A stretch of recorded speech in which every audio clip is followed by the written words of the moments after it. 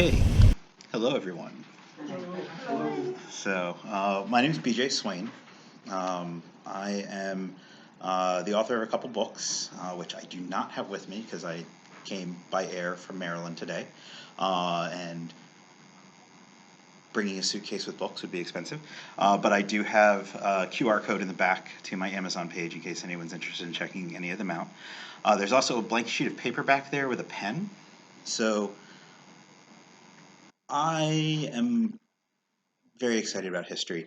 And so as I was putting together my notes for this, they got a little unwieldy. So there's actually there's a lot more material than we will probably get to. So I'll be presenting this class again at another conference next month, and then after that, I'll probably record a more complete version that I will probably put up on YouTube for free. And so if you're interested in getting that, if you just put your email on the paper in the back, then I'll try to keep track of that and then send that out when that gets put up for anyone who wants that. So as a result, I'm going to go a little bit away from my notes, but that will also allow a bit more of a lively, more high energy class than me just sitting there reading through, oh, this happened at this point. The basic idea that we're going to go through, and I've got some handouts. It's two sides, so you just take one sheet, just pass it through. Deals with how we kind of approach what we're doing when we do divination and how we choose what types of divination we want to use and what types of systems and tools we want to use. Personally, I am not a big fan of some of the modern conventions on divination. I'm much more of a magic guy, and as I mentioned, kind of a history guy. I'm not one of those people who's like, okay, I've got to do a reading before every spell or every ritual or every working that I do to see what happens, or I've got to do readings to see what's going on in my life and going on in the world. I kind of want to just look outside and go see what's happening to see what that stuff is. From a magic perspective, I like divination more as a way of helping communicate with spirits and spiritual powers and kind of figure out what their take on what we're doing when we work together is. And that idea, that difference in ideas or approaches, kind of gets to the fact that there's a huge diversity within the idea of divination. There are many different tools for divination, there's many different approaches, there's many different purposes. And we frequently kind of lump them all together as if they're all one thing and they're all interchangeable. When we look at divination historically and in the ancient world, it really kind of ties to the idea that the name implies, that you're going to the divine, or you're going to spirits, or you're going to some other sort of entity or being or intelligence to get knowledge and information directly from them. And through a large part of history, that was considered one of the highest means of gaining knowledge. I imagine a lot of people here are probably familiar with John Dee, and that's often an explanation for why he turned to magic, that he had kind of exhausted the possibilities of science at the time. If you look at the history of liberal arts education, theology was considered the highest pinnacle of education. You went through and learned 7 different disciplines, and then once you got through those disciplines, then you could start learning philosophy and physics or medicine. And with that, you could then bridge into doing theology. And so you had a lot of people in the early modern era who they kind of went through what was available to them for more typical or concrete means of knowledge, and then turn to more esoteric systems in order to try and gain knowledge directly from divine or spiritual sources. When people talk about divination today, though, a lot of times we're not really talking about that. We're kind of looking more at things closer to just sort of fortune telling or reflection or meditation, and looking at how we can work with a tool to tease out more information about something, and sometimes irrespective of what the source is. Sometimes we look at the source as being ourselves.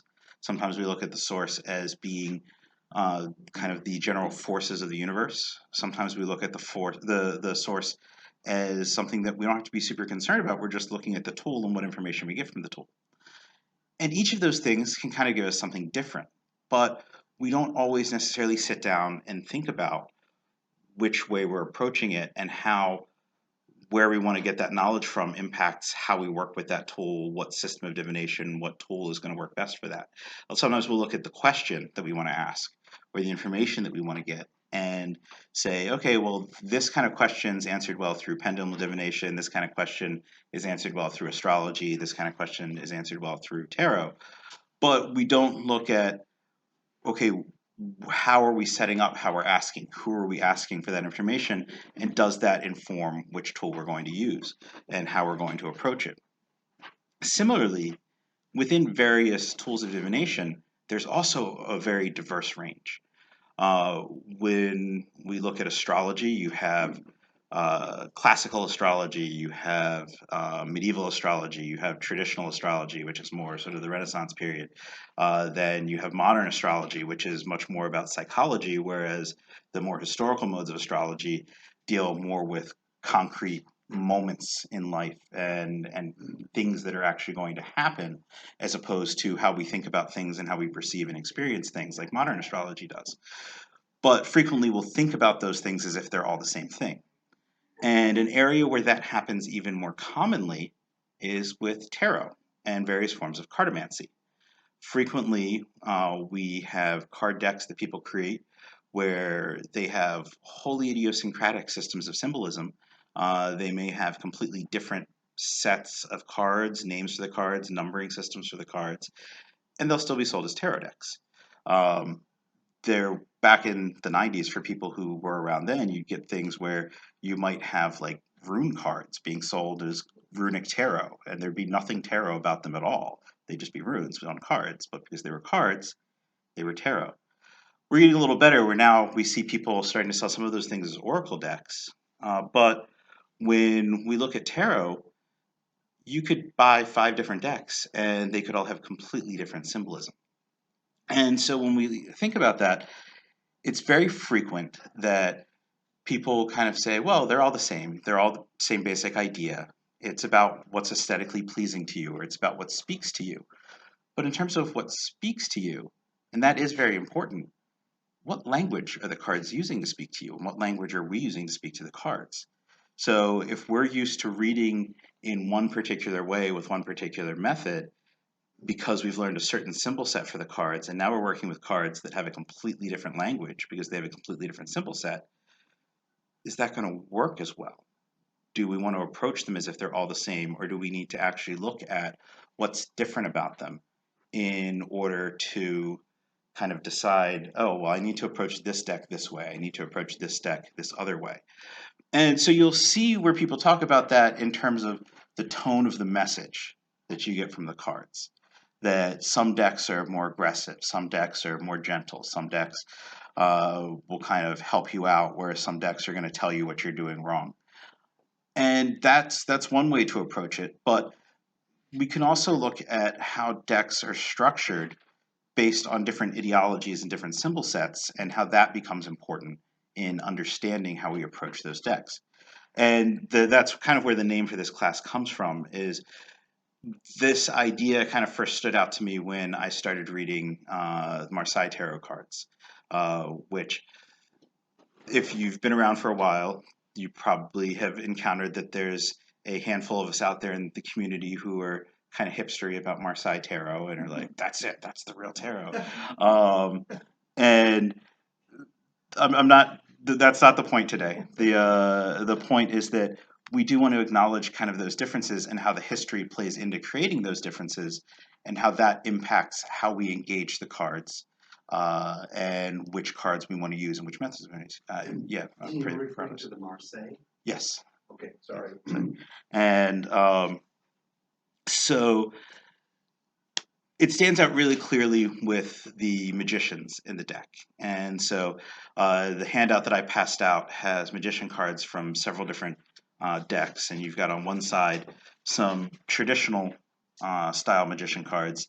And on the other side, there's some more modern style magician cards. And we will get to breaking down some of the ideas behind those particular cards that I selected to put there. But before we do that, we should look kind of at the development of the idea of tarot as a cartomancy and kind of the origin of cartomancy in general, because that process really informs this transition from one type of deck to the next and the ideas that go into creating these symbol sets for the tarot. There are a lot of crazy ideas out there about where tarot comes from. And there is a good chance that there are people here who have been informed by some of those ideas, probably believe that some of them are true, because there's also not a ton of great information out there about tarot history. Even looking at historical writing about tarot, there's debate about what century it even started in. There's not a ton of concrete, this is the answer, we know that this is where it began, we know that this is when it began, we know that this is who created it. And there's not a lot of academic writing on the subject in general. For people who are interested in that kind of history, Heather Farley wrote a really good book on the subject. Helen Farley, A Cultural History of Tarot. And we'll talk about some ideas that she discusses. But before we get into that, let's get into some of the popular thinking about where tarot comes from. There's a lot of variations of this same basic story. And so I'm going to kind of compress some of them into a version that sort of pulls from my favorite one. The idea of the great sorcery cast by the Black Brotherhood over the world to hide esoteric knowledge and the secret truths behind religious doctrines and spiritual systems so that everyone would be able to be enslaved by the sort of false religion that they created through the great sorcery, which that version of the story comes from Thelema, so Christianity is the great sorcery there, but it could be any number of things. Now, as the Black Brotherhood was creating this falsehood to ensnare everyone, the adepts of the world gathered together into a meeting at Thebes or somewhere in Egypt, because Egypt's where magic is, and they decided that they had to have a way to preserve all of their secrets so that they would last for the future world in order to be able to continue informing people and continue benefiting people so that people could find these secrets and learn from them and free themselves from the bounds of all this falsehood that was being spread in the world.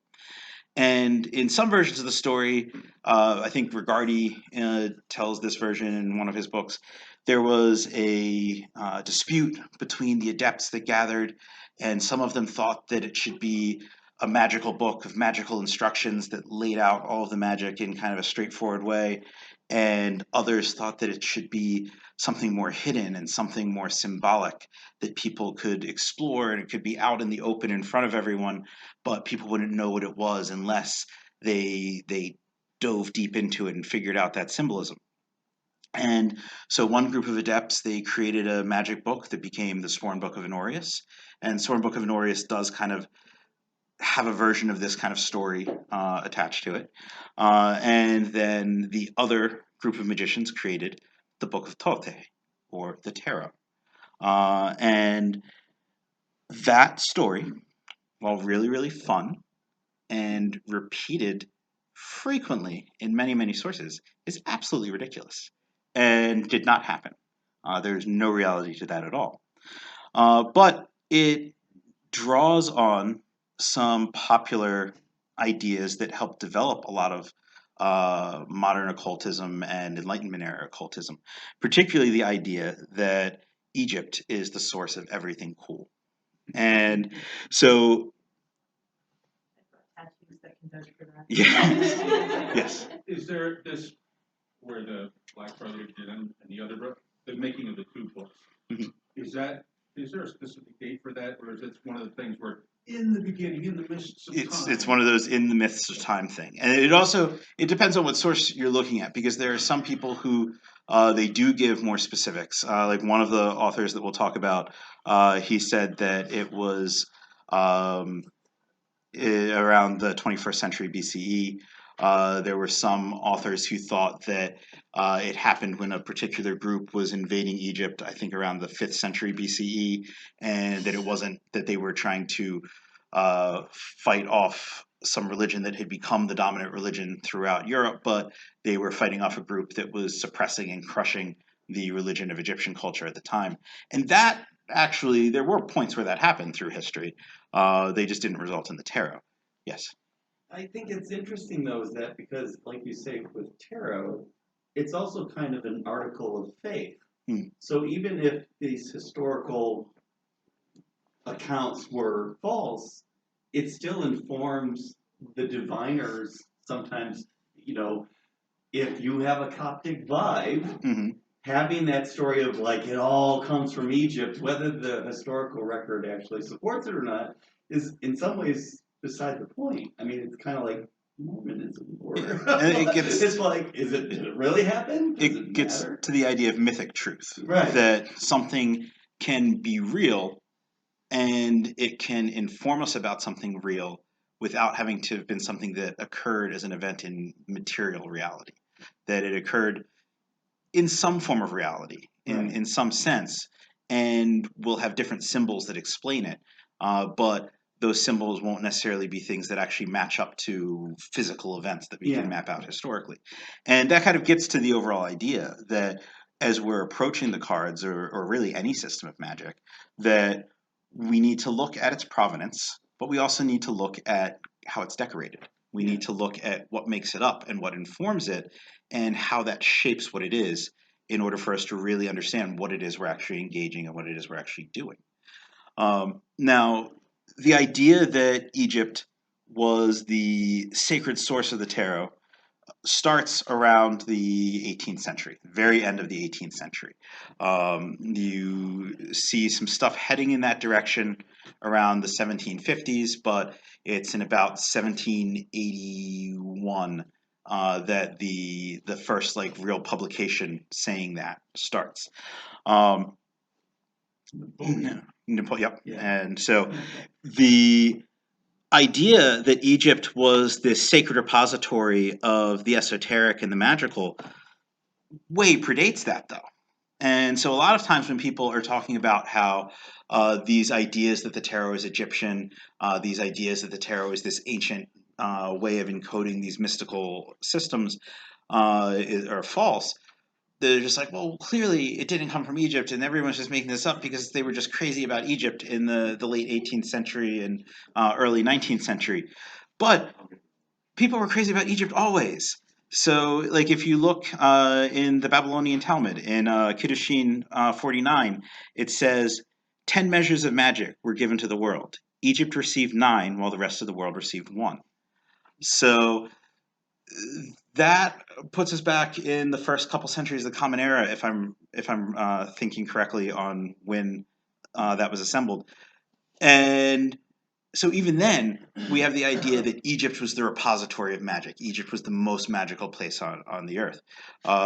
Even in Egyptian culture, there were ideas about how Egypt could survive the revolutions of the world where everything was shaken up and destroyed and the world had to remake itself, and so Egypt was able to preserve knowledge and develop knowledge better than the rest of the world was.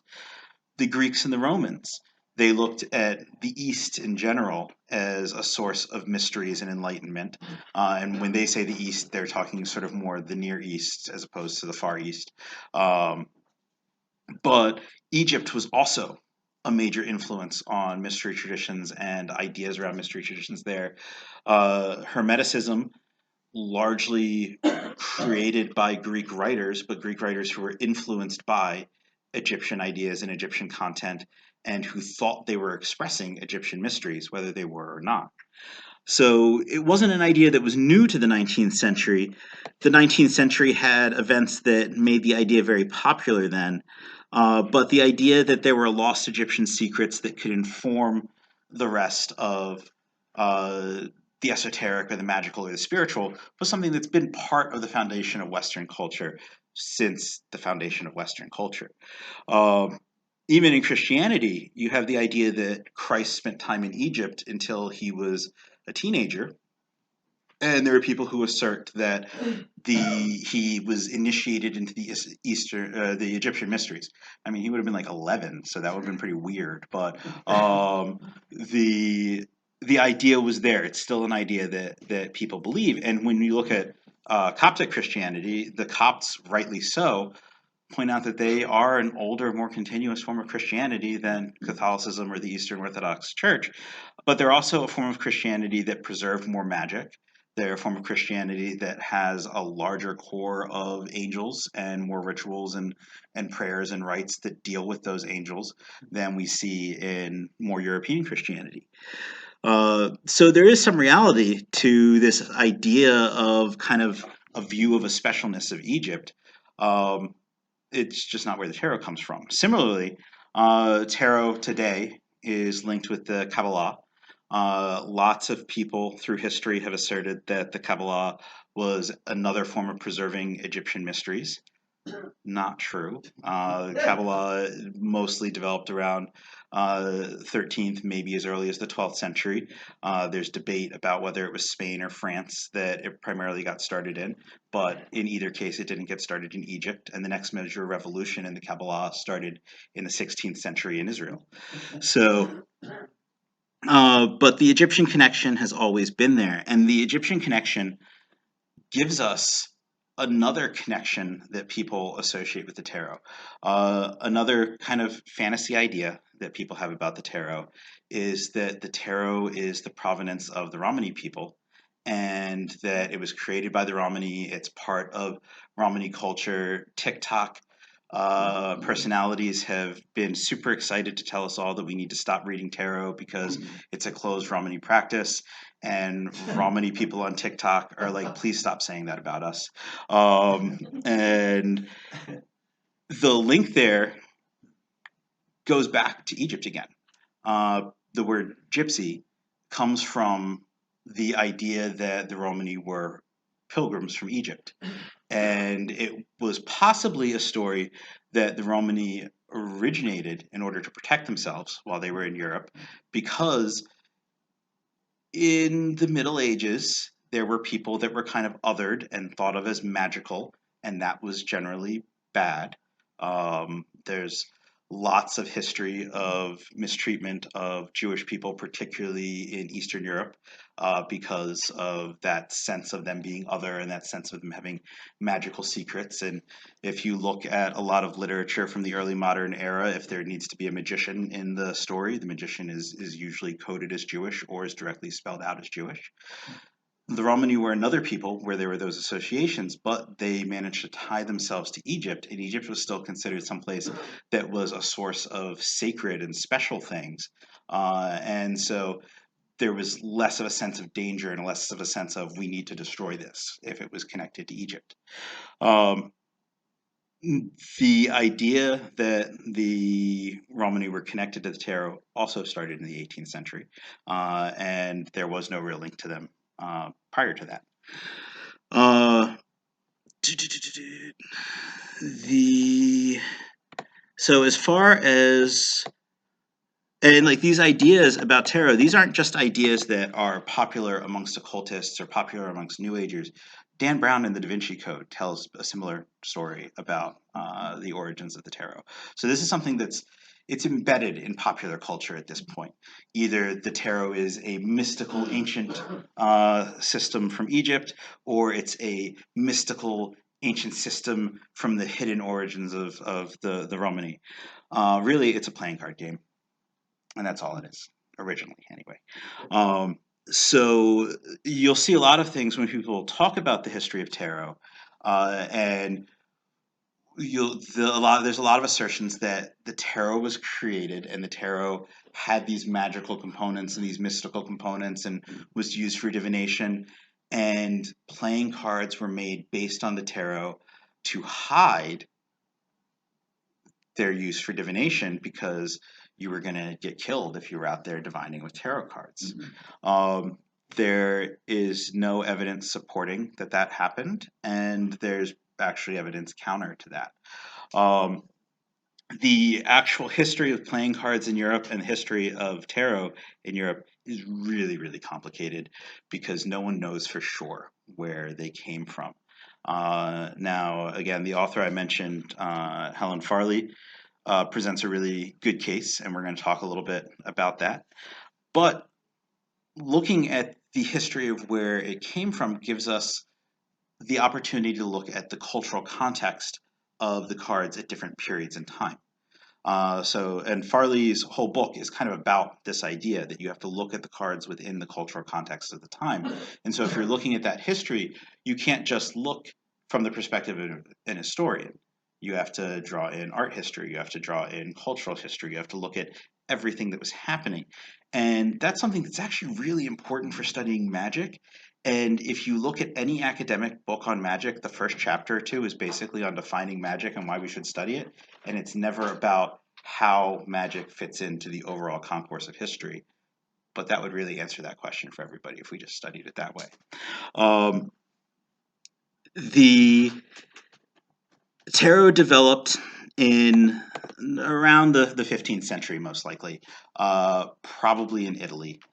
And if you look at the images of the early tarot, they really fit with the ideas of what would be important for aristocrats in Italy at that time, particularly around Milan. If you are a French esotericist in the 1700s and you're looking at the tarot, you have no idea what it was like to live in Italy in the 15th century.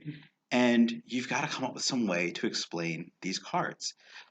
Similarly, if we look at them now, our way of explaining them and our way of relating them to our world today is going to be different from French esotericists in the 18th century or Italian aristocrats and princes in the 15th century. Let's see. And so that actually kind of gives us a good reason for having cards that develop and change over time and different symbol sets built into cards. And so while yeah, I'm like a hipster Marseille tarot guy who's like, that's the real tarot. It might not be for some people, because it might not be the relevant symbol set for some people, and reading the way that you would read those cards might not work for some people. So it's good that we have cards that reflect modern ideas and ideas that are relevant for people today, especially if they're built kind of with a sense of where the previous symbols and previous ideas came from. Rather than the tarot cards being hidden with the 52 card playing card deck, the 52 card playing card deck was probably in Europe first, and is probably where the tarot came from. If you look at the original suits of the Italian playing card deck, this is something that I didn't understand until recently, and I assume most Americans don't. Not everyone uses hearts, spades, clubs, and diamonds. Yeah. I think German playing cards have like acorns, and so in different parts of the world, there's been slightly different suits. The deck is almost entirely the same. It's just what the actual images for the suits are change, and so the early tarot card suits match to the playing card suits the way they were in Italy.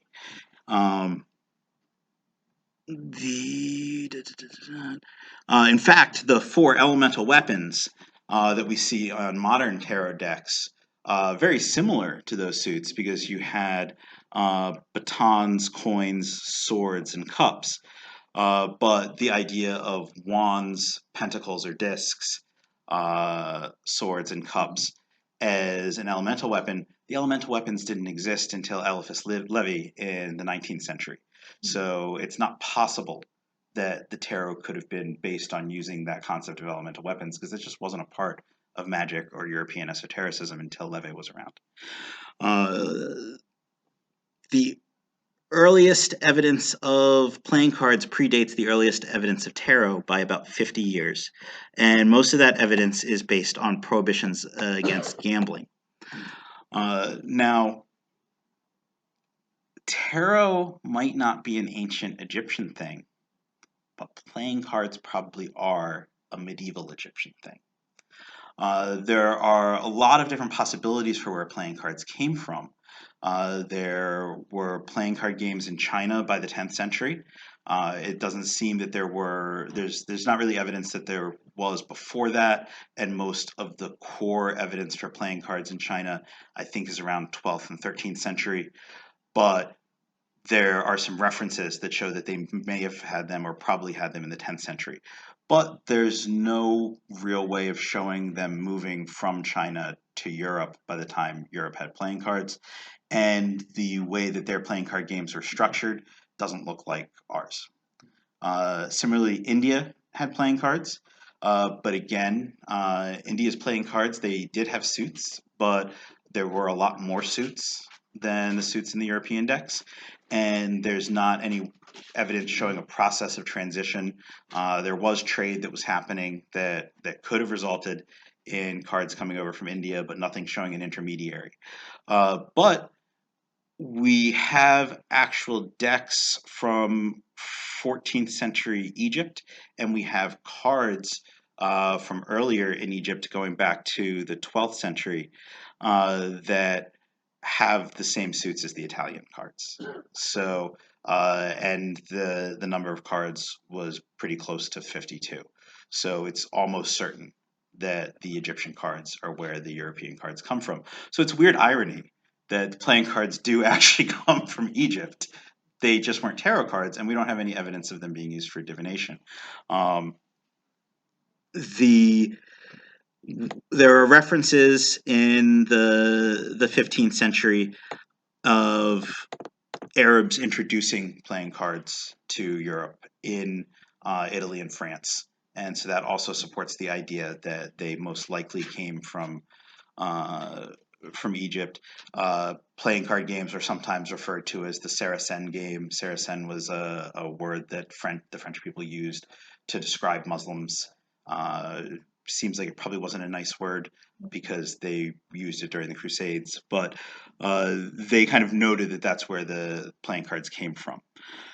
Most likely, once playing cards were in Europe and the tarot game or the game of trumps or triumphs developed, that seems to have been, again, about 50 years or so after regular playing cards came in. And the idea seemed to be that, and I think there are still European versions of tarot and tarocchini that are played, and so you can learn the rules for that. I don't know them, but my understanding is basically that the trump cards were kind of like a more powerful card that could beat the other numbered cards in certain games, and so that's kind of why they were put in there. But they were primarily something that was made for aristocrats to have kind of a fancy, more decorated and interesting image, and that's pretty much all there was to them.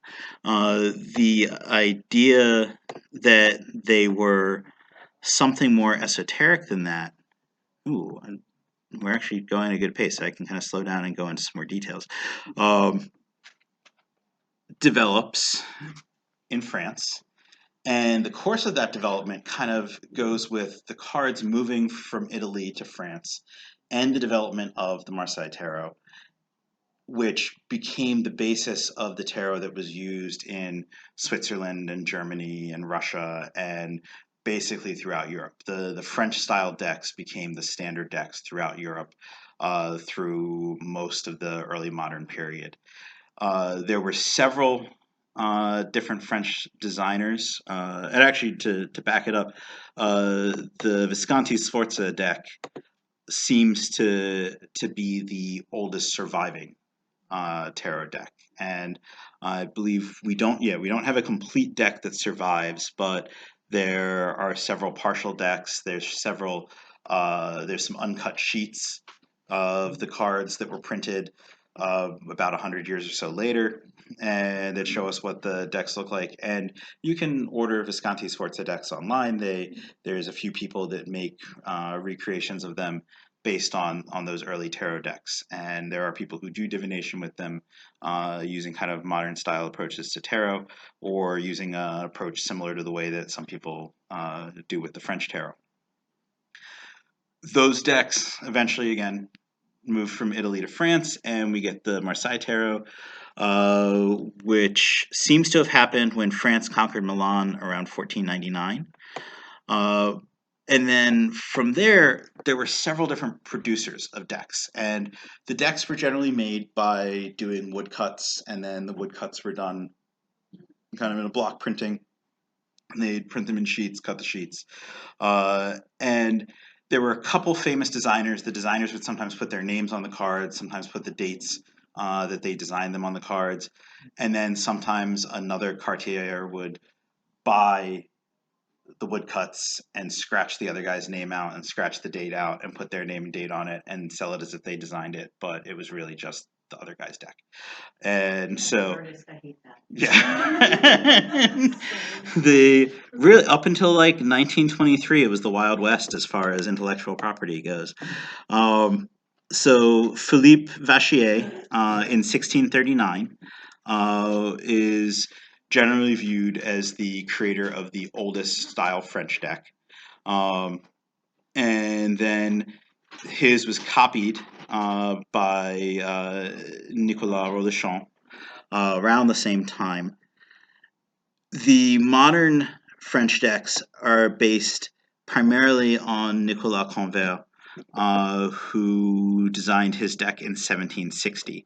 And so when we're looking at kind of where the images of the tarot come from in terms of what we have in modern tarot, that's about as old as we really need to go, is to about 1760, because that's when the deck that inspired the esotericists who started creating the occult tarots, that was the deck that they were working with. And originally, they would kind of go back and forth between whether or not they were designing something of their own or whether or not they were just kind of using the French deck and then adding symbolism to it.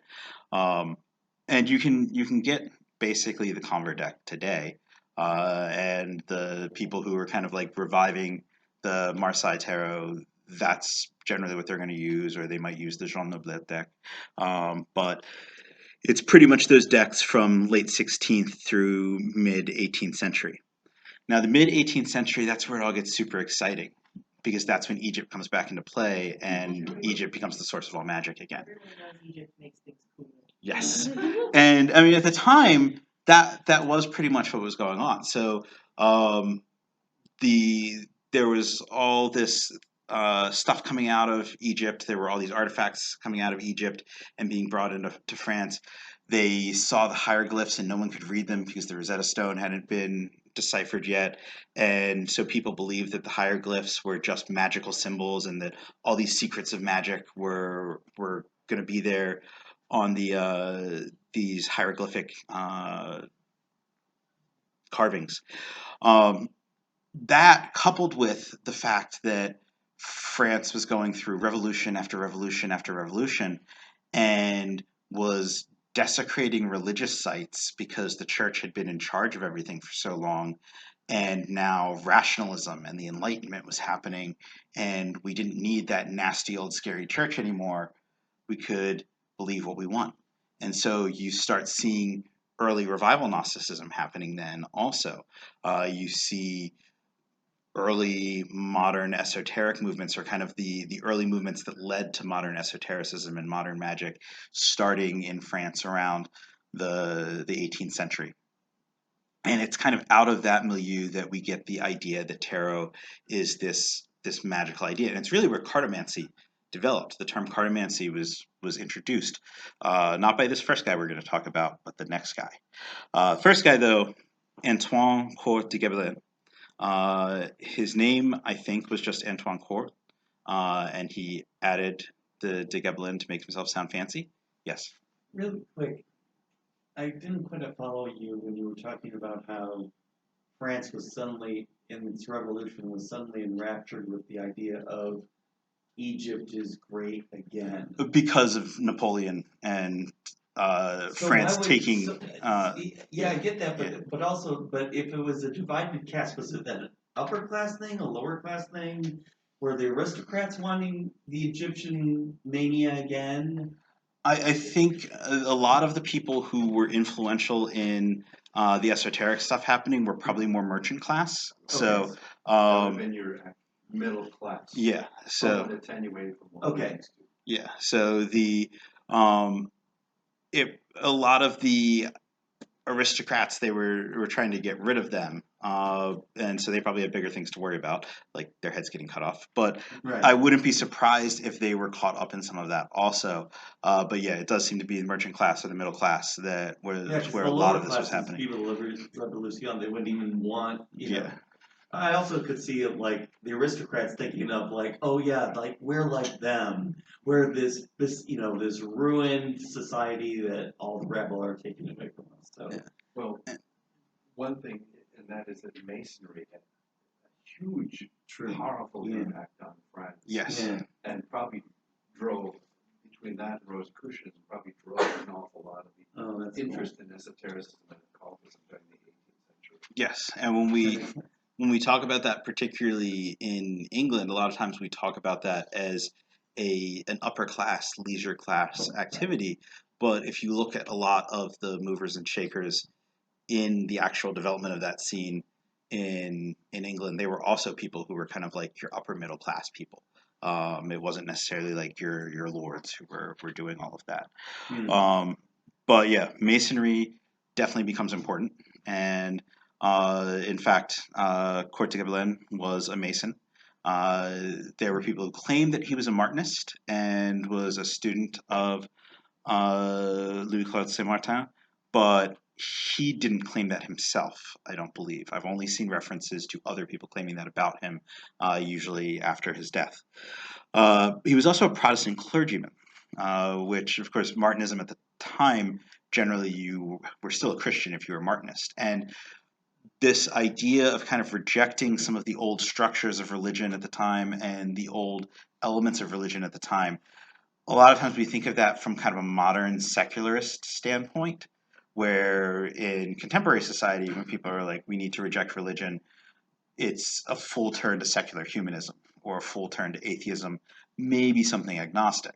Whereas in the 18th century, a lot of this, it was alternatives to Christianity that were still basically Christian.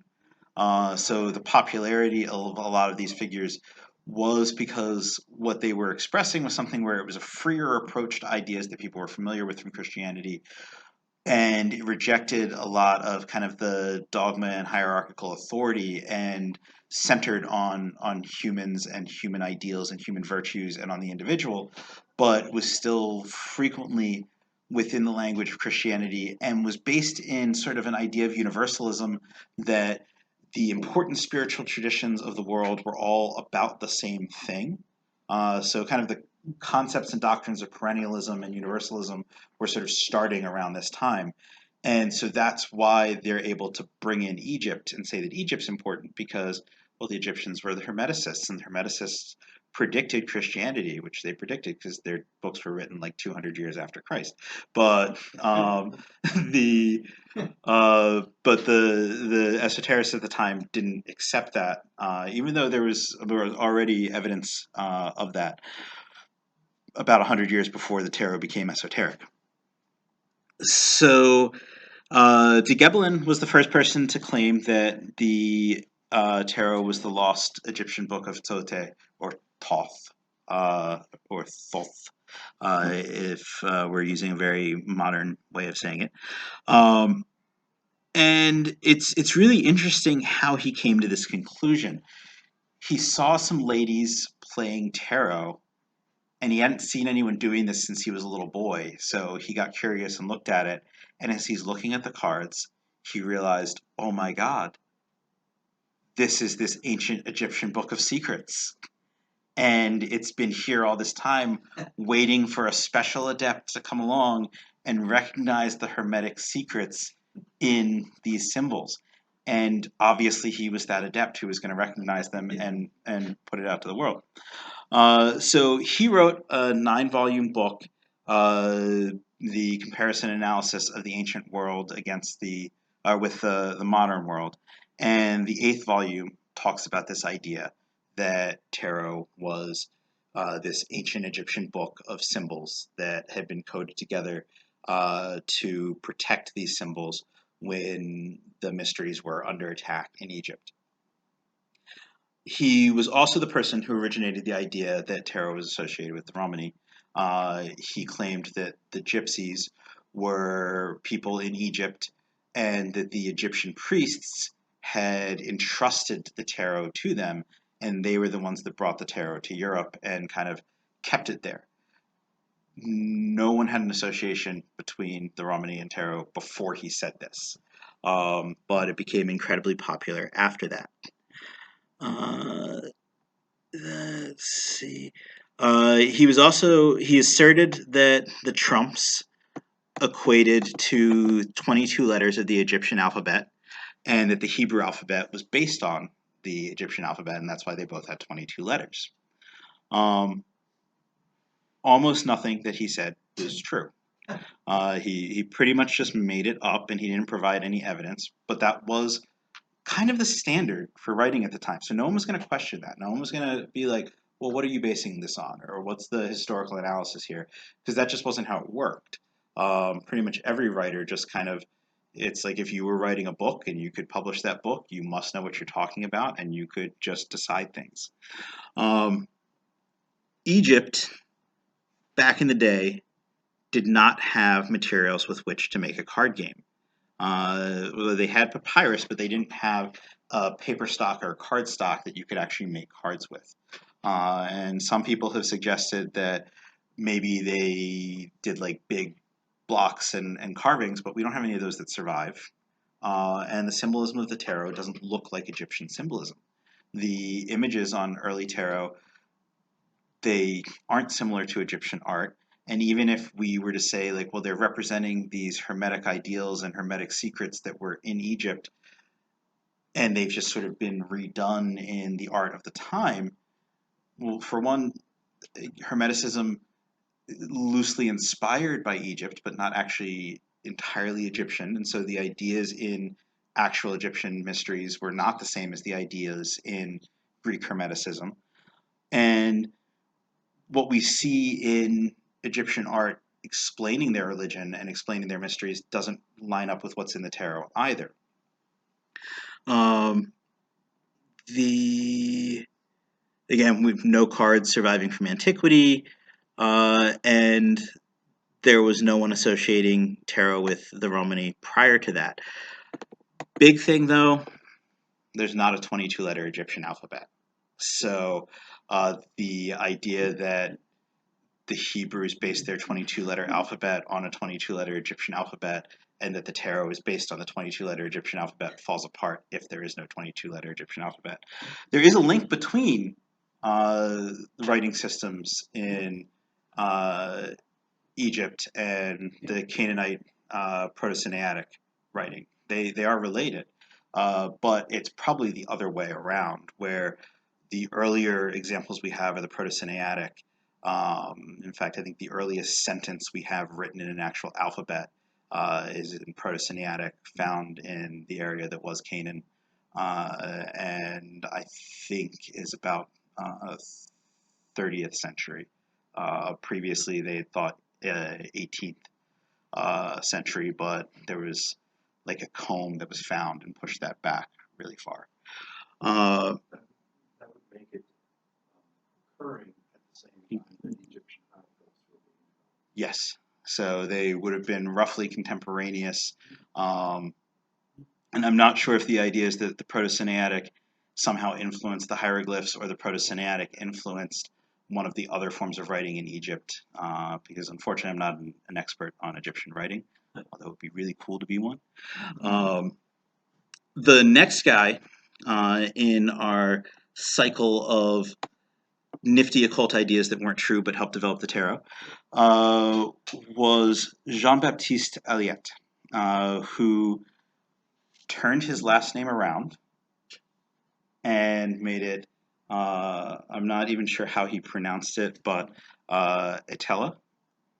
He decided that the Itella card was an important card in the tarot that was not previously represented, and was the card that represented the querent. And in some of his systems, there were two Itella cards. There was one for a male querent and one for a female querent. He was the first person to publish a. Oh, wait, no, actually. He was the first person to use the word cartomancy, but he did not publish the first system of cartomancy.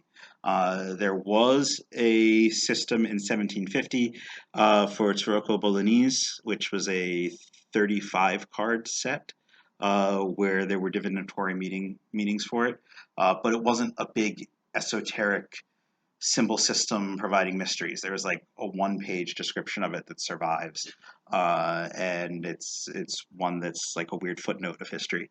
But Attila published a book, Way to Entertain Oneself with a Pack of Cards, in 1770. So about 11 years before de Geblin's book explaining the mysteries of the tarot. But Attila's first book was about standard playing cards. He didn't deal with the trumps in that first book. After de Geblin's book, Attila published a new book, Way to Entertain Oneself with a Pack of Tarot Cards, 2 years after de Geblin, and kind of claimed that he had learned to read tarot years and years earlier before de Geblin discovered this.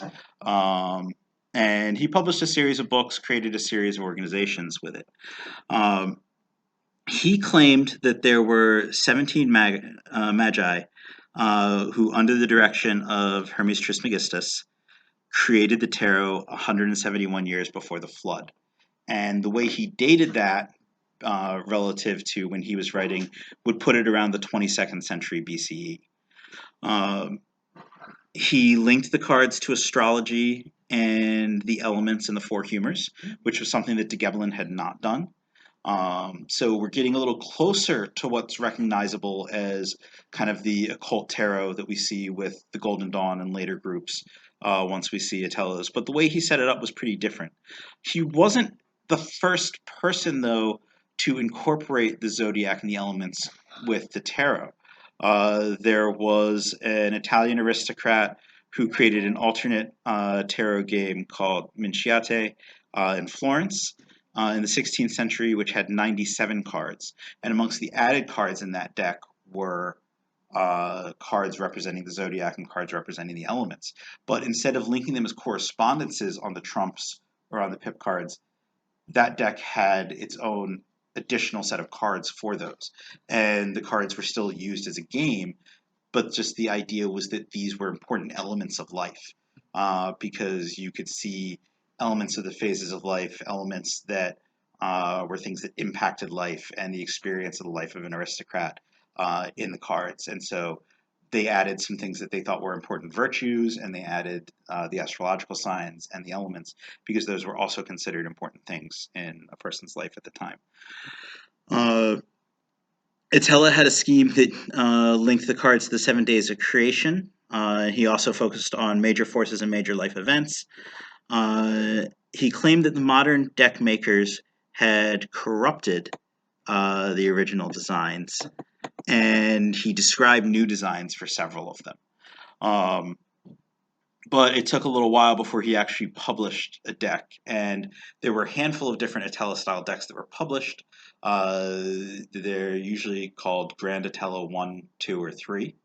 Now, the first Grand Attila 1 are a series of decks that pretty much match his design, and then 2 or 3 are ones that had other variants that people who followed him kind of created off of his deck based on his descriptions or other things that they thought should be there.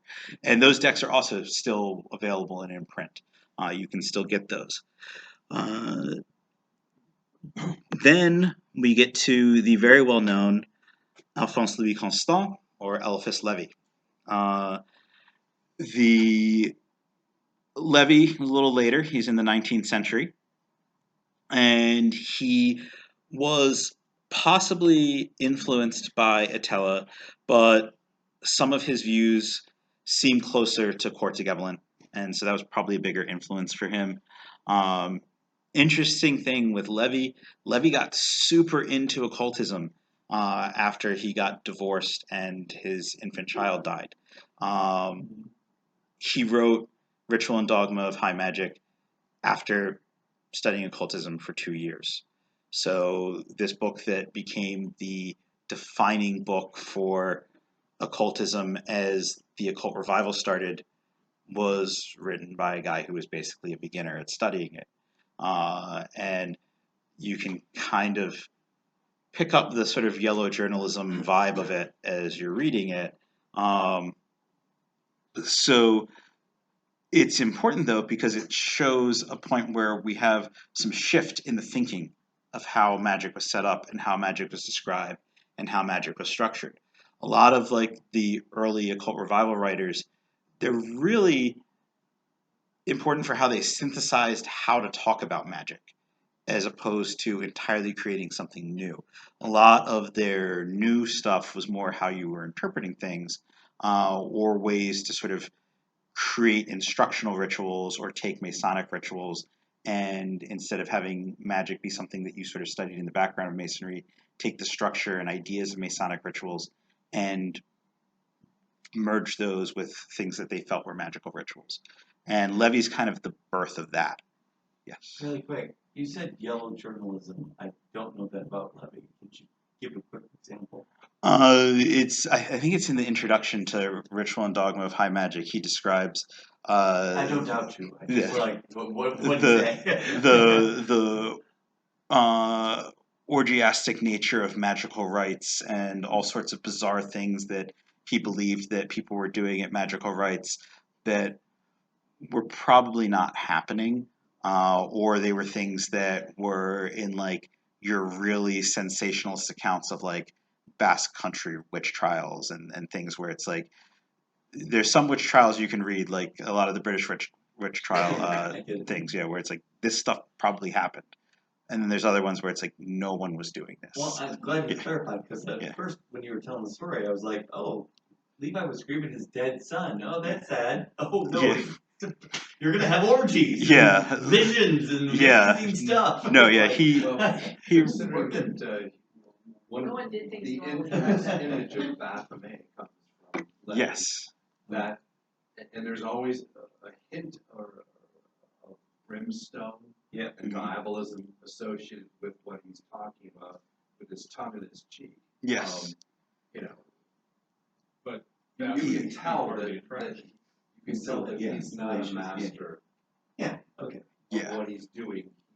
He's tiptoeing through the graveyard whistling. Yes, he, like most of the French writers of that period, was very sensationalist. Yeah. And it's interesting because that diabolism is sort of always there in your like late 18th century through 19th century French occultism, but all of them were very much at pains to be like, I'm a good Christian, and even Levy, like, so Levy. As we mentioned earlier, he created the concept of the four elemental weapons, which influenced Golden Dawn versions of the tarot as well as Golden Dawn occultism and then all occultism after that. And also influenced Oswald Worth's tarot deck, which we'll talk about. And Worth's example of the magician is one of the ones that's on the handout. Levy really disliked cartomancy, though. He did not think that tarot should be used for fortune telling, which was a big part of how Attila had promoted it.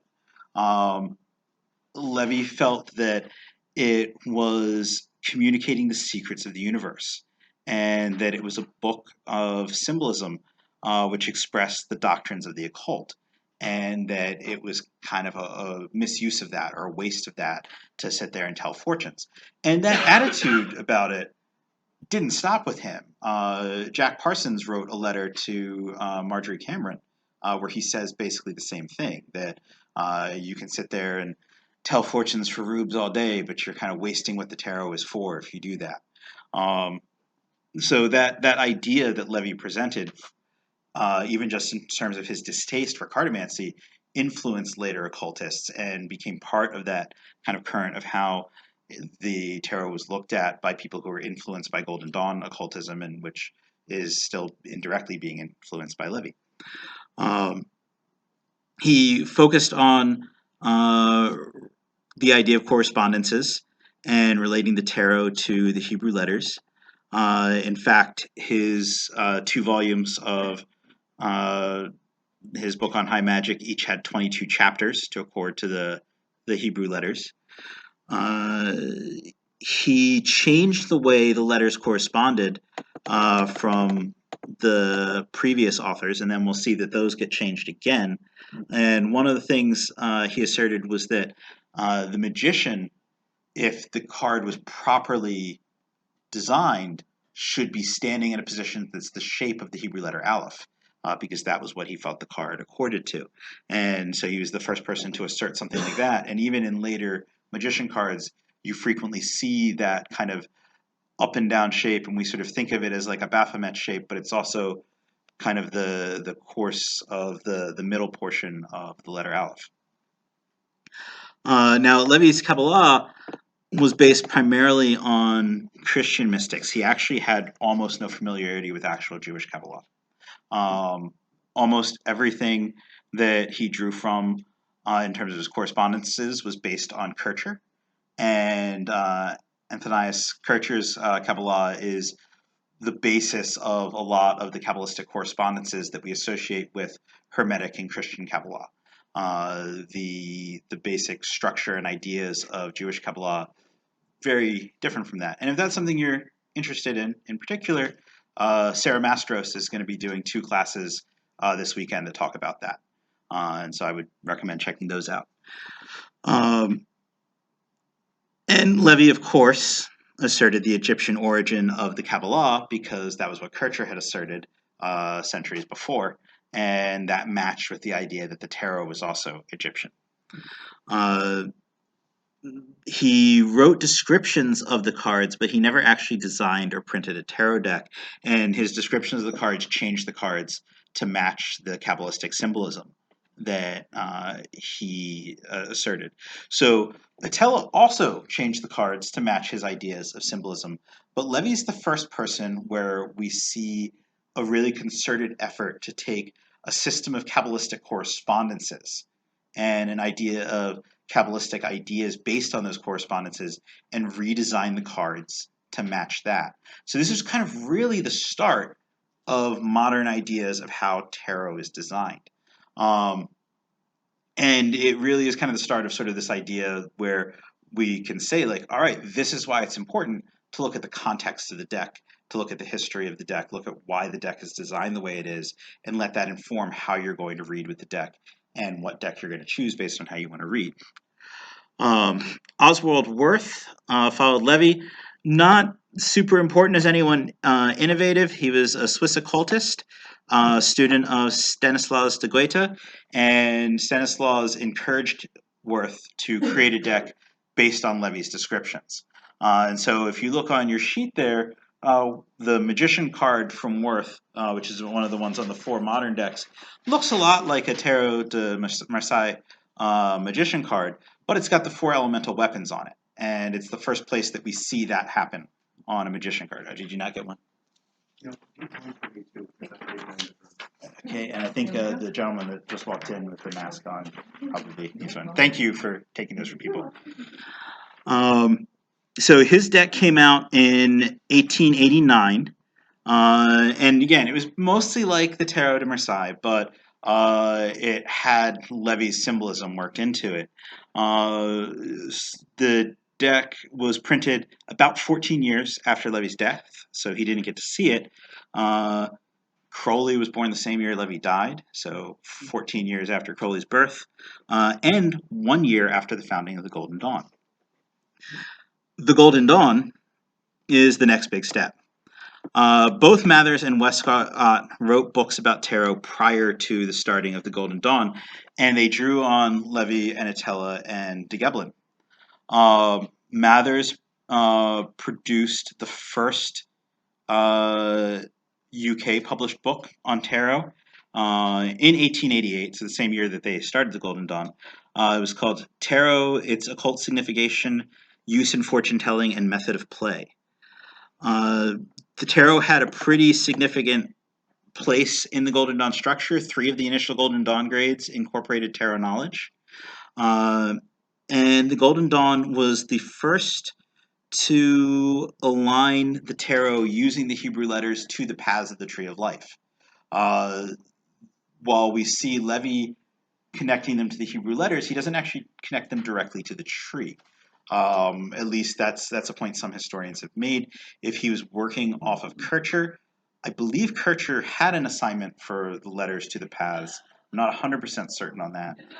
But if there was an assignment like that before, then one could assume that Levy was aware of it and it was implied, even if he didn't spell it out. The Golden Dawn correspondences dramatically differed from Levy. And so this is kind of an interesting element of it because their correspondences for the tarot were based on the Golden Dawn cipher manuscript, which was the document that the Golden Dawn claimed that they had received from a German Rosicrucian, and that it gave them the authorization to start the Golden Dawn. It was really probably written by a British guy who was friends with Levy. But we don't know. It's something where people still debate this and analyze where this text came from. But it gave the basic information that Westcott and Mathers built up into the Golden Dawn initiations and into its teachings and knowledge lectures. Both Mathers and Westcott had written books already describing the tarot based on Levy's ideas. And then once they created their order, they switched and went with what the cipher manuscript said, which is possible evidence that they did not create the cipher manuscript themselves, because they clearly believed that it had veracity that trumped the ideas that they previously accepted. In the Golden Dawn structure, unlike Levy, the cards could still be used for divination. The Golden Dawn was not specifically like that cartomancy was bad, but they also understood that the cards could express the various secret correspondences of their system and were a core way of kind of collecting all those correspondences together into a series of symbols through which they could be understood. And they could be used for actual operant practical magical purposes. The Golden Dawn was the first group to describe the tarot as an actual magical tool instead of just a book of symbolism or a system for divination. Plus their initiations were structured on the tarot as well. Yes, and Tarot and Kabbalah.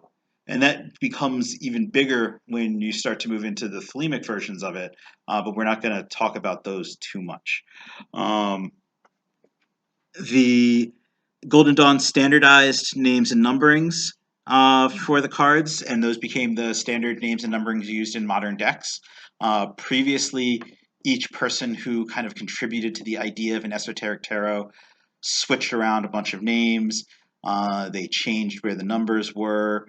The Levy felt that the Fool should be towards the end, and he didn't think that there should be a zero, that they should all be actual numbers.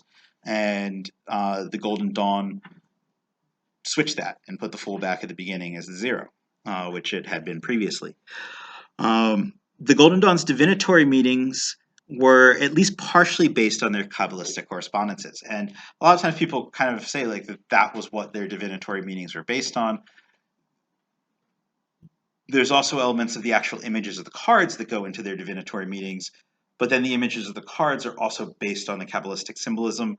So it's kind of a circular thing at that point where you've got the images can kind of inform you about what the card means, but the images, if you really dig into the symbols of the images, it's based on the Kabbalah, which again highlights that point that you've got to know where your deck is coming from, and you've got to know what the creators of your deck are thinking when they define those images. Because if the images are based on Kabbalah, then you're going to want to read it based on that Kabbalistic symbolism.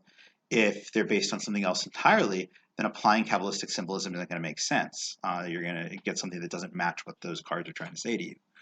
The suits were renamed by the Golden Dawn to match more closely to the elemental weapons, and the Golden Dawn corresponded the Sephiroth with the numbered cards, which was something that hadn't been done previously. I think Levy had incorporated the Sephiroth as part of the correspondences for the first 10 trumps, but had not put those sorts of correspondences with the number cards. Mathers created a set for the Golden Dawn, which was copied by Golden Dawn initiates and used their Kabbalistic symbolism heavily. But because their system was part of this idea of universalism and perennialism, Mathers drew from a wide array of different mythological and artistic representations to represent these symbols. He didn't feel that they had to be all based on the type of symbols that were in previous tarot, or based on symbols that were Egyptian or from one particular culture. Waite, who in a certain sense might be the most important person that we've talked about. A lot of people like to downplay Waite now because Waite is about as boring as milk and stale bread. But the people downplay Waite because Pamela Coleman Smith was always sort of ignored in Waite's tarot. The reality of that, though, is that's not uncommon for a graphic designer or an artist who's hired commercially to do something. Waite would have described what he wanted the images to be, and Smith would have created images based on those descriptions. So Waite was still kind of the author of the deck. The fact that the art speaks to everyone is what makes Pamela Coleman Smith important in that, because it's her art. And so she definitely should be recognized. But that doesn't mean that Waite was not a creative force behind this tarot. When Waite created his tarot deck, he had broken from the Golden Dawn. Waite was very, very Catholic. His wife was very, very Catholic and took Golden Dawn initiation and never went to another meeting. And her Golden Dawn motto was something like "Light of Christ." So Waite eventually secretly pulled a bunch of people together to join the Golden Dawn and a couple other organizations so that they could kind of pull together the different ideas from those groups and have their own group, which sounds really nefarious, but was what everyone did back then. So it was actually pretty normal. And with all the conflict in the Golden Dawn, Waite eventually separated with a group of people and formed his own variant offshoot of it that was focused on mysticism and didn't have any actual practical operant magic as part of it, because he and his followers didn't feel that was important. But the importance of tarot stuck with Waite, and after Crowley published the Golden Dawn teachings on tarot, Waite figured it was okay for him to publish his own version as well. And so in 1909, he published his tarot deck, which Pamela Coleman Smith did the artwork for. This was the first commercially produced deck in the UK, and has been the best-selling tarot deck of all time. So it is clearly the most influential tarot deck. Waite was the first to add full illustrations depicting divinatory symbolism on the number cards. I believe the Solobusca also has illustrations on their number cards, but illustrations on number cards were not typical in historical tarot. Usually you had pictures of whatever the thing was representing the suit. Sometimes it's not super clear looking at them, whether you're looking at swords or wands, depending on the way the cards are designed. And you would just have the number with the symbol representing the suit. Maybe you would have the appropriate number of those items, but you didn't have whole scenes depicting stories and events and people sadly carrying away swords or riding away on boats or being blindfolded in front of a lake like you have in the Waite deck. Waite created some exciting ideas, which Pamela Coleman Smith created some really exciting imagery for. For the most part, though, the artwork in Waite's deck returns to the style of the Marseille Tarot. The Waite deck, I think, is probably one of the closest modern occult decks to the Marseille Tarot in terms of its appearance, discounting Worth, where Worth is clearly just trying to mimic Marseille, but with Levy's ideas. The Fool and the Magician were significant departures in Waite's deck, where a lot of symbolism was added and changed. Waite's Fool is much more glorious than the Fool in the historic decks, and the Magician is the Elemental Adept, which is a far departure from the earlier magicians. And that kind of gets us to the idea of the magicians as examples of how the decks are different and how the style of the decks change and how that changes the meaning of what the decks are and how we relate to them and how we read them. So the examples that we've got, if you look at the traditional tarot cards, does anything stand out about these guys, like what they're doing? Like if you think about what you typically see in a modern tarot deck versus what you see with these guys, are they the same kind of magician? They're street magicians. They're street magicians. Busters. Yeah. And it's completely separate from the idea of some sort of occult magician that we see in the occult decks. The Italian name for the magician card is Il Bagato or Il Bagatello, and that means a trifle. The French cards call it Le Batelier, which is often translated as the juggler. But it could mean street performer, it could mean traveler. There's a lot of different meanings that can go with that word. But none of them are some sort of enlightened conjurer who controls the forces of the universe. They wouldn't have that model in mind back then. No. And and you had figures like that, but like even if you look at like John Dee, contemporary with John Dee's own life, the British Faust play is partially mocking John Dee, because even in the early modern period, where you had magicians who could potentially influence things in royal courts, could potentially work within the royal courts, and were still part of the structure of society and something people believed in, they were still kind of looked at as people where it's like, do we really take them seriously? Are they really on the inside of things? And even if they're not like the witches that we want to condemn, they're still a little weird. Well, then you have Shakespeare's The Tempest. The The Tempest Yeah, so I have Which, not to me, looked at that one in a long time. profoundly redeems the concept of the magician as depicted in the Faust play that was created. But even in the Tempest, isn't the magician exiled? At Well- the end, the magician drowns his book, Mhm. breaks his staff, goes back to normal society. Right, but when he's a magician, he's alone on an island, right? Well, Because he he's was- not he part of was the society. Duke of Milan, and Yeah. his dukedom was taken away from him, and he was exiled with his books. Yes. Or you've got another So- outsider. Yeah, so it's like even where the magician's being represented, and that's actually, yeah, that is a great example, because the magician is still someone who has actual power and someone who has actual knowledge, but there's someone who can't be respected and in control of things in regular society at that point. Well, he uses his magic in order to gain back his dukedom and to to overthrow the injustice that's been done against him. Okay, so that, There's still Yeah. a sort of that sort of diabolism in there, because Yes. at the end, he used this power, but it's something he must now forsake. yeah. And I'll admit, it's been a long time since I've looked at The Tempest. So, I would But- recommend it.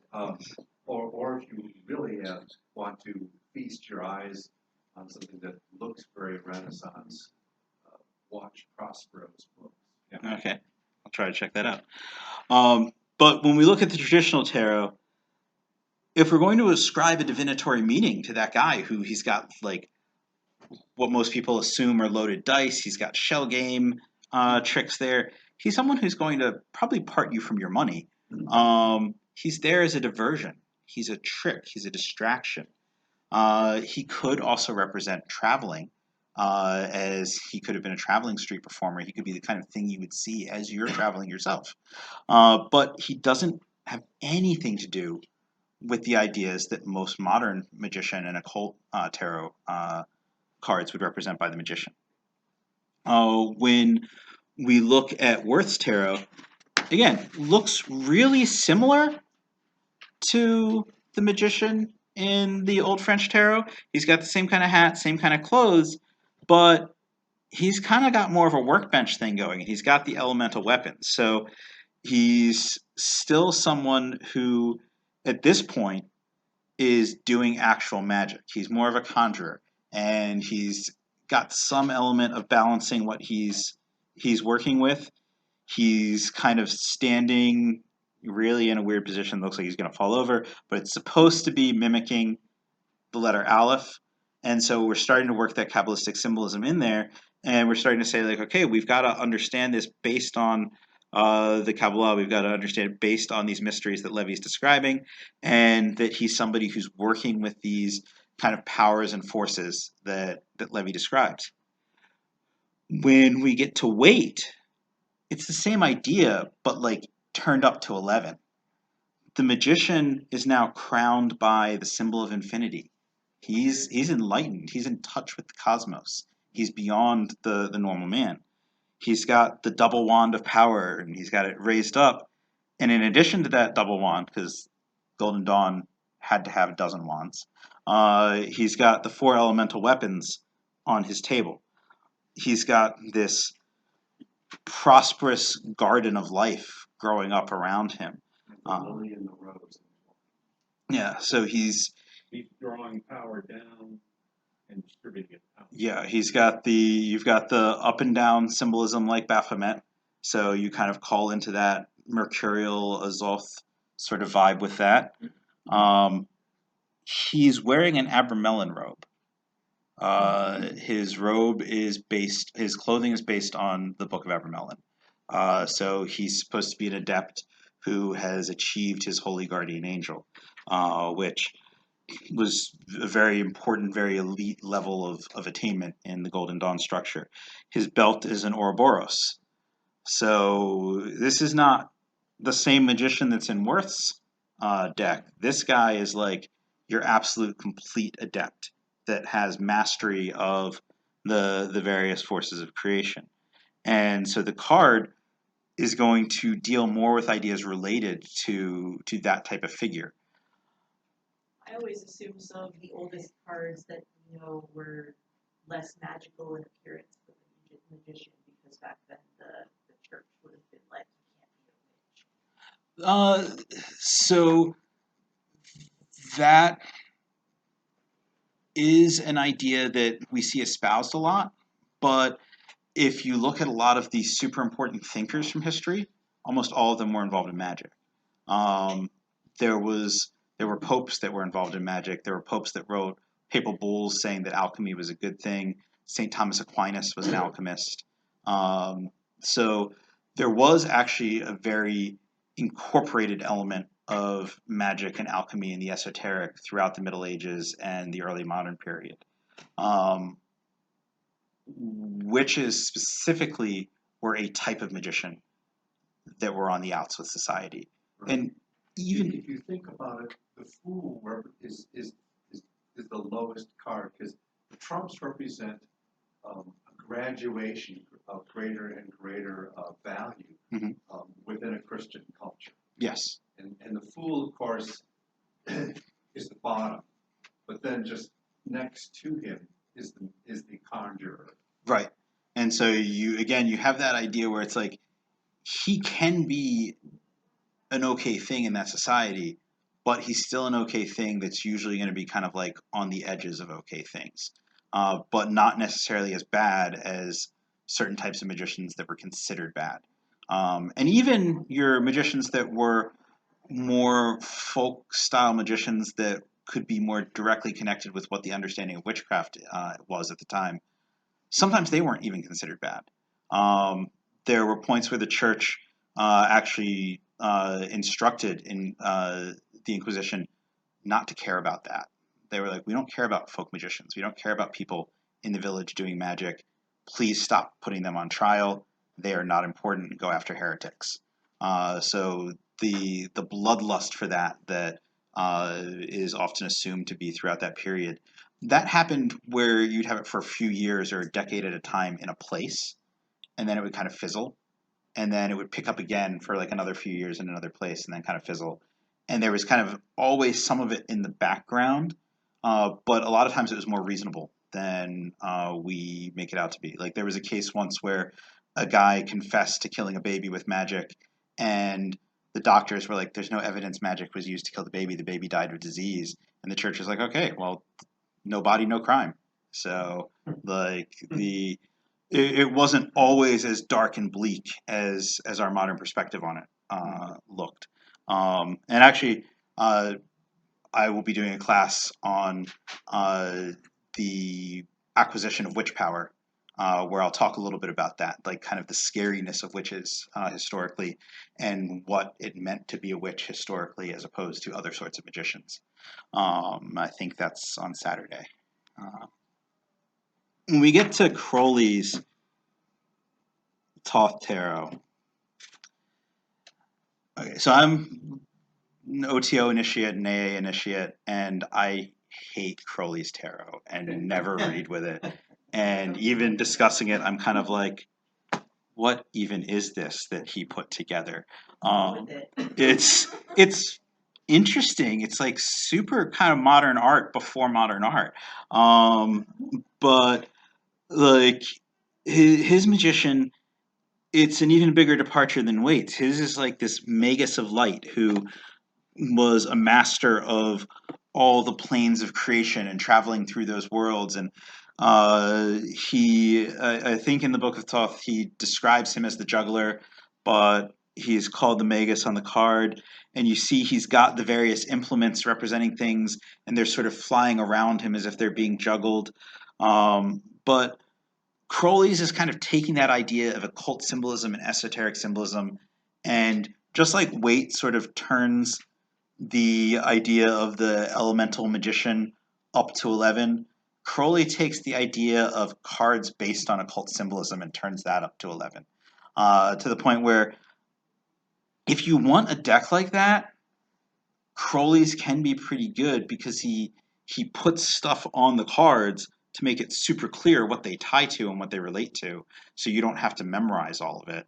And it's also like really purely that it's not at all about like kind of the traditional symbols and the traditional ideas. It's entirely about how these symbols relate to Crowley's particular system of esotericism. So you sort of have to immerse yourself in that in order to really have his cards work the way they're designed to work. But there's a lot of people who aren't Thelemites who like the Thoth deck, and so there's definitely things people can get out of it without that. But you'll notice I didn't talk a lot about Crowley as an innovation of tarot uh, because I kind of feel like his thing is just its own thing so much that it's it's important to look at as an example of how you can have something that really goes a different direction than everything else did. But it's so far as its own thing that it's like comparing it to the others. He's got so much else going on. And it's not all him.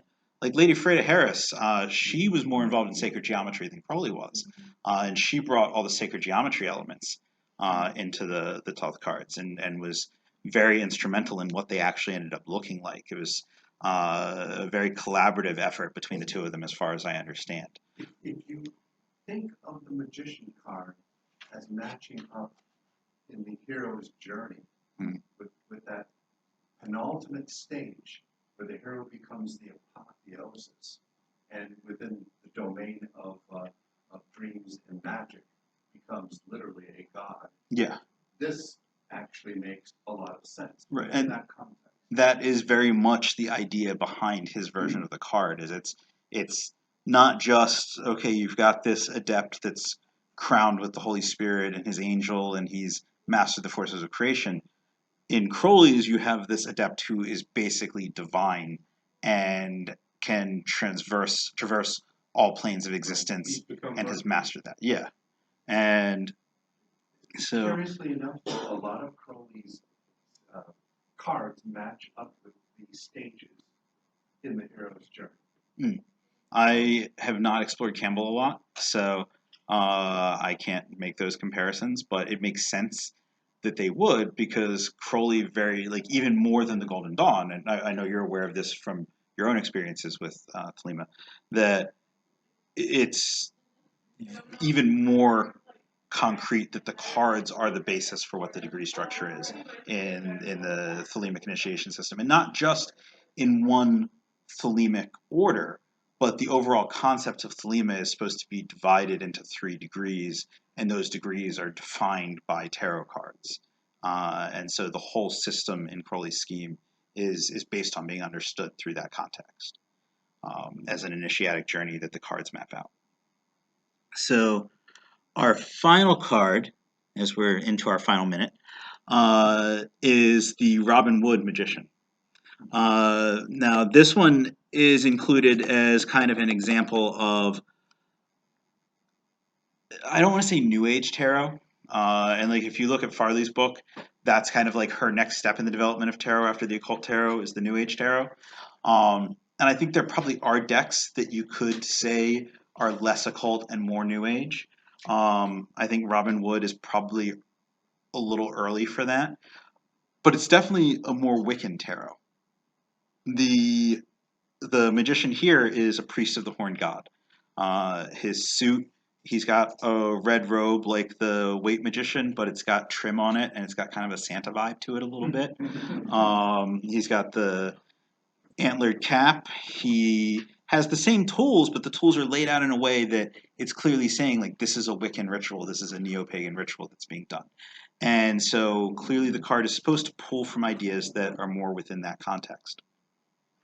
So to wrap up the basic idea in about a minute or two, you can kind of divide out whether you want to read the images as a story, read symbols like an analysis, and incorporate the pictures. If you want just to kind of go by feelings, or if you want to deal with correspondences and esoterica.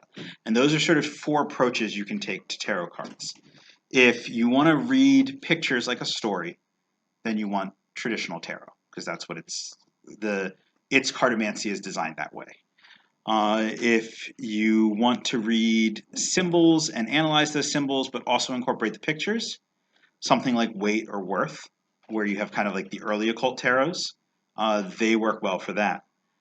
If you're more inclined to read based on the feeling that you get from the card, the feeling that you get from kind of the system that the cards are describing, then your more modern tarot decks like Post, Weight, and Worth are going to work for that. You can kind of work Crowley's that way. And if you really want to focus heavy on correspondences, Crowley's is definitely built for that. But you're also going to find some modern tarots that are built that way too. But you've got to kind of look at them because all the modern tarots are very idiosyncratic based on the person that's making them. So some of them are going to be very based on a specific symbol set. And so you can look at the symbols and analyze the symbols and say like, okay, this one's drawing on correspondences that we see in modern Kabbalah. This one's drawing on symbols that we see in modern neo-paganism. This one's drawing on symbols from this other system. And if I understand that system and those symbols, I can read the cards with that. But then you're also going to get other people where they're just creating art. And they're creating art that expresses feelings. And so you can't necessarily look at the pictures for symbols there. You've got to kind of look at the feelings that the cards evoke. And that is kind of like the big point that I wanted to convey with this is that if we look at that history, if we look at how the cards developed and we look at those developments within context, then the context informs the meaning of the cards. The context informs the creation of the cards. And that informs how we approach reading them and the meanings we're going to get from reading them in different styles. So like if I'm reading with my Marseille cards, I'm going to lay them out and I'm going to be like, oh, the Empress is looking at the magician. So the answer to this situation involves a woman being deceived by someone because the cards directly play to each other and they tell a story with the pictures. If I'm reading with my Weight deck, then I'm going to say like, okay, this card connects to this Sephira or this path, and it connects to this element, it connects to this astrological sign, and so I need to incorporate those elements into how I understand what the meaning of the card is within the context of the question and where it's playing out in the spread. If I'm looking at a deck that's just inspired art, that creates feelings, then I want to take whatever feelings I get from the cards and how they lay out together and read based on those feelings. And each reading is going to give you a very different answer because the cards speak a different language. And so you have to understand the context and the creation of the cards to understand what language they're speaking. And then you need to know what language is right for you. because you're going to have things that you connect with more easily or less easily with. And so you've got to find cards that speak a language that you connect with. And sometimes maybe you're going to be comfortable with different modalities, and then different types of questions in different situations might be better for one modality or another, or reading one way or another, because all the situations are different, and the situations create a context. The question creates a context. The person asking the question creates a context. And those all play into how the reading works. And those have to work with the language that you're speaking, the language the cards are speaking. And then again, work with, are you conjuring a spirit and having that spirit speak through the cards to you? Are you reading the forces of the universe through the cards? Are you reading your own intuition as it's inspired by the cards? So all of those are things that you have to kind of figure out and plan as you approach how you're going to read the tarot, what kind of deck you're going to read it with, and how that deck gets read specifically. So that pretty much exhausts the time. So I hope that that was interesting and gave you some stuff to think about. And again, I will probably, after presenting this again at another conference, try to do a version that incorporates all the material, and put that up online. Or if it turns out one of the conference versions is better, then I'll put that one up online. So if you want to know when that's available, if you write down your email address, I'll try to remember to send it out to people. If you think I say interesting stuff, check out the QR code and check out my books. But I hope you guys have a great conference. Thank you. Thank you.